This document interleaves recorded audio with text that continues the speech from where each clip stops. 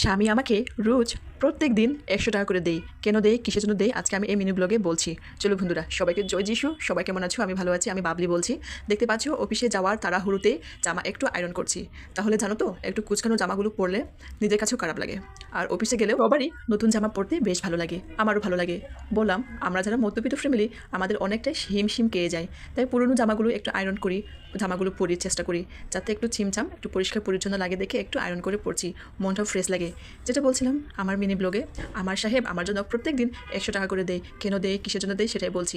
অনেক হিসাব করে না চললে না, সংসারে কিন্তু শান্তি, সুখ, সমৃদ্ধও কিন্তু একটা ব্যাপার থাকে। আমি যতটুকু কামাই করি না কেন, আমাকে হিসাব করে চলতে হয়। সেই জন্য সে আমাকে প্রত্যেক দিন গাড়ি ভাড়া ১০০ টাকা করে দেয়। যদিও খাচ্ছে, আমার অফিসের খাচ্ছে। তো তোমরা দেখতে পেলে আমার সাহেব বেরিয়ে গেলো আমাকে ১০০ টাকা দিয়ে। তো যাই হোক, ও বলছে তুমি ১০০ টাকাই নিবে, এই জন্য আমি ড্রয়ার থেকে বের করে তার কথা অমান্য করি না। আর মজার ব্যাপার হলো, সে আমাকে মাসে কতবার যে অফিসে হুন্দায় নিয়ে যায়, যার কারণে আমার এমনও দিন আছে ওই ১০০ টাকা আমার একটু সেভ করতে পারছি। ও আমাকে ১০০ টাকা দিলেও ও একটু পরে কিন্তু আমাকে হুন্দায় নিয়ে যাবে। সেটা কিন্তু আমি আপনাদেরকে তো শেয়ার করছি না। তো সেটাই বলছিলাম যে প্রত্যেকদিন ১০০ টাকা দিলে আমি যদি বেরিয়ে পড়ছি। তো বাবু ঘুমাচ্ছে, আমি এখন বেরিয়ে পড়ছি অফিসে। 10:30 বাজে, আজকে হচ্ছে 11টায় অফিস। সবাইকে জয় যিশু। সকালে রান্না বান্না কমপ্লিট করে এখন বের হচ্ছে অফিসে। টাটা।